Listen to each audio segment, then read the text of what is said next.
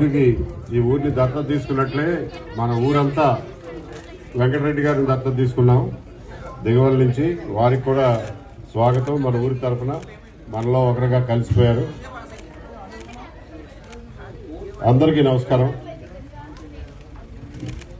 నేను మీర్జాపురంలో పుట్టినా కానీ మీ ఎదురుగా కనిపించే గొడ్ల సావిడ ఉంది, అక్కడ ఉండేది ఒక చుట్టిల్లు. ఆ చుట్టింట్లో నాకు మొట్టమొదటిసారి ఊహ వచ్చింది. నాకున్న చిన్నప్పటి మొట్టమొదటి జ్ఞాపకాలు ఏంటంటే దేవుడి గుడి ఉండేది, కానీ దేవుడి గుడిలో విగ్రహం ఉండేది కాదు. దానికి ఒక గోడ ఉండేది. ఆ గోడ మీద ఎప్పుడో దీపావళి టైంలో అనుకుంటా ఉల్లిపాయ బాంబులు వేసి కొట్టడం ఒకటి నాకు ఫస్ట్ గుర్తు. అట్లాగే ఇక్కడ ఒక వేప చెట్టు ఉండేది. ఆ వేప చెట్టు కింద ఎవరో సైకిల్ మీద తెచ్చి బట్టలు అమ్మేవాళ్ళు. ఆ బట్టలు ఎవరో కొంట అంటే కూర్చొని చూసిన గుర్తు.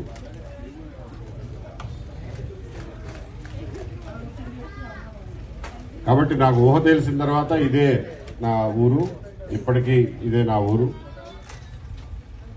2014 సంవత్సరంలో మనం వద్దనుకున్నా కానీ ఆంధ్రప్రదేశ్ రాష్ట్రం విడిపోయి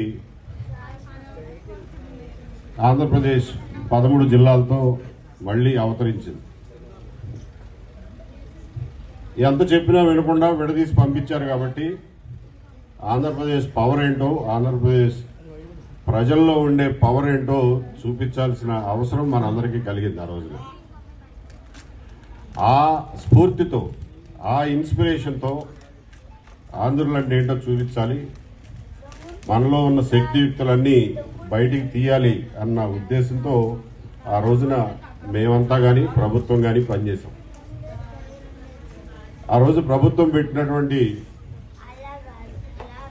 ఒక మంచి కార్యక్రమం, అధికారులందరినీ మీ సొంత ఊళ్ళని దత్తత తీసుకుని మీరు చేయగలిగింది చేయండి, ప్రభుత్వం నుంచి మేము చేయగలిగింది చేస్తాం, మీరు కోఆర్డినేట్ చేయండి అంటే నేను మళ్ళా ఒక క్షణం కూడా ఆలోచించకుండా మా పూర్వీకుల ఊరైనటువంటి మల్లవల్లి కంటే కూడా మేము స్థిరపడింది ఇక్కడే కాబట్టి ఈ ఊరిని దత్తత తీసుకోవడం జరిగింది. అది మీ అందరికీ గుర్తుండే ఉంటుంది.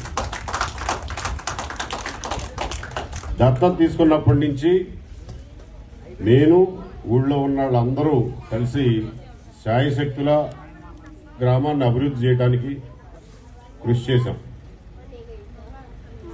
నిజానికి 2014లో రాష్ట్రం విడిపోయిన తర్వాత పల్లెటూళ్లలో 24 గంటలు కరెంట్ వచ్చిన తర్వాత ఊళ్ళో కొత్తగా అందరూ చాలా మంది కొత్తగా ఇళ్లు కట్టుకోవడం, పాత ఇళ్లు అన్నీ పోయి వాటి స్థానాలు ఎవరు మాట్లాడేది సో వాటి స్థానాల్లో పాడుపడిపోయిన ఇళ్లు, పెంకుటిళ్లు, తాటాకుల పాకల స్థానాల్లో చాలా మంది డాబాలు కట్టుకోవడం మొదలెట్టారు. అప్పుడే ప్రతి ఊర్లోనూ ఒక రకమైనటువంటి కొత్త శోభ ఆ రోజున అలుముకుంది. ఆ పరిస్థితుల్లో నాగేశ్వరరావు అలాగే ఊళ్ళో ఉన్న పెద్దలందరూ కలిసి సంక్రాంతి సంబరాలు నిర్వహించడం మొదలెట్టారు. ఇది మాకు కొత్త. ఎప్పుడు సంక్రాంతి అంటే ఎవరింట్లో వాళ్ళు వండుకుని తింటమే తప్ప అందరూ ఒక చోట కూర్చుని ఇట్లాంటి ఆటల పోటీలు ఇవి అసలు మాకు ఎప్పుడు పల్లెటూళ్ళలో అలవాటు లేదు. 3 సంవత్సరాలు చూస్తున్నాను.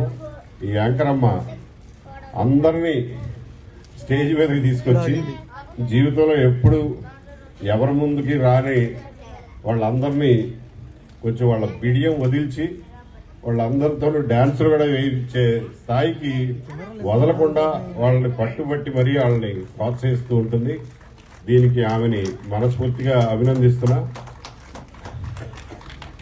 అందరూ కలిసి కూర్చున్నప్పుడు ఏదో ఒక యాక్టివిటీ ఉంటేనే దానికి కొంచెం అందం వస్తుంది. కాబట్టి ఇటువంటి కార్యక్రమాలు జరపడం చాలా సంతోషం.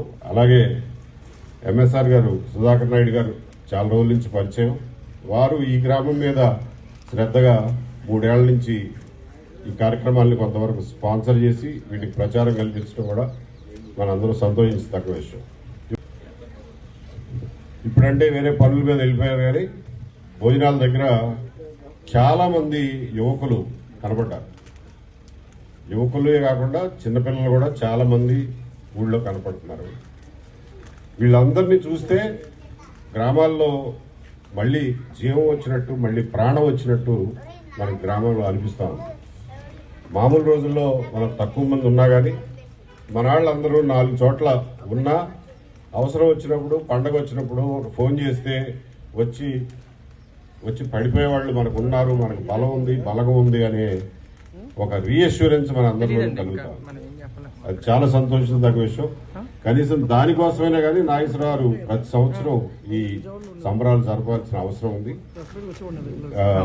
2-3 వద్దన్నా లేకపోతే పెదవి విరిచినా మిమ్మల్ని ఆట పట్టించడానికి అంటారే తప్ప, నాగేశ్వరరావుని ఏదో ఆట పట్టించడానికి అంటారే తప్ప దాన్ని ఎక్కువగా మీరు లెక్క చేయాల్సిన అవసరం లేదు.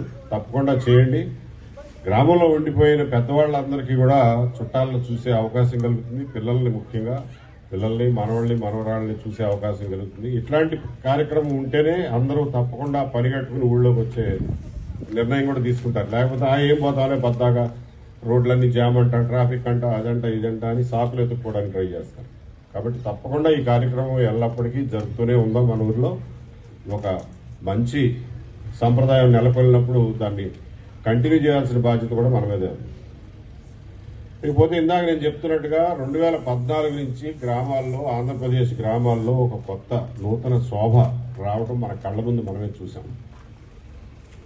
ఆ రోజున దత్తత తీసుకున్న ఆఫీసర్లు అందరూ తీసుకున్న చొరవ వల్ల, వాళ్ళ ప్రయత్నాల వల్ల ప్రతి గ్రామంలో కొన్ని సౌకర్యాలు మామూలుగా వచ్చేదానికంటే తొందరగా తెప్పించడం, దగ్గరుండి పనిచేయించడం లాంటివి అన్ని గ్రామాల్లోనూ జరిగినాయి. మన గ్రామంలో కూడా జరిగింది. ఎక్కడికి మనం పోనక్కర్లా. మన చుట్టుపక్కలే చూస్తే మన గ్రామంలో ఎల్ఈడి లైట్లు చాలా ఊళ్ళ కంటే మన ఊర్లో మొదటగా వచ్చినాయి. మొత్తం ఎల్ఈడి లైట్లు సిస్టమ్ మొత్తం ఒకేసారి మన ఊళ్ళో అరేంజ్ చేశారు. వారం రోజుల్లో పని పూర్తి చేసి అప్పచెప్పి వెళ్ళారు. అట్లాగే మనం సబ్స్టేషన్ కావాలనుకుంటే సబ్స్టేషన్ శాంక్షన్ చేశారు. అట్లాగే ఆ రోజులున్న పథకం ప్రకారం సిమెంట్ రోడ్లు వేయాలంటే ప్రతి గ్రామంలోనూ జనాభా లెక్కన ప్రతి ఊరికి ఇన్ని రోడ్లే వేస్తాం, ఇన్ని కిలోమీటర్లే వేస్తాం అని చెప్పి వాళ్ళకి ఒక లెక్క ఉంది. అయినా సరే మన ఊర్లో అప్పట్లో లోకేష్ గారు దానికి పంచాయతీరాజ్ మంత్రిగా ఉండేవారు. ఆయన వెళ్ళి మా ఊరు సార్ రిక్వెస్ట్ చేస్తే ఆయన ఉదారంగా మన ఊరు మొత్తానికి ఒకేసారి సిమెంట్ రోడ్లు శాంక్షన్ చేశారు. ఆ సిమెంట్ రోడ్లని 2-3 కాంట్రాక్టర్లకి పనులు విడగొట్టి అప్పచెప్తే ఒక కాంట్రాక్టర్ ముందు పూర్తి చేశాడు, రెండో కాంట్రాక్టర్ సగం చేశాడు, మూడో ఆయన మొదలు పెట్టకుండానే ఇంతలోకి ఎలక్షన్లు వచ్చినాయి. అట్లాగే ఊరు మొత్తం దాదాపు 330 మరుగుదొడ్లు అడిగిన వాళ్ళకి కాదనకుండా అందరికీ శాంక్షన్ చేసి దగ్గరుండి మేస్త్రీలు కుదిర్చి సిమెంటు చౌకగా ఇబ్రహీంపట్నం నుంచి తెప్పించి ఇసుక తెప్పించి అన్ని ఏర్పాట్లు చేసి త్వరగా అందరూ మరుగుదొడ్లు కట్టుకునే ఏర్పాట్లు చేశాం. వాటిని ఎంతమంది ఉపయోగించుకుంటున్నారో నాకు తెలియదు కానీ పాపం చాలా మంది దగ్గర కట్టుకోవడానికి స్థలం కూడా లేదు.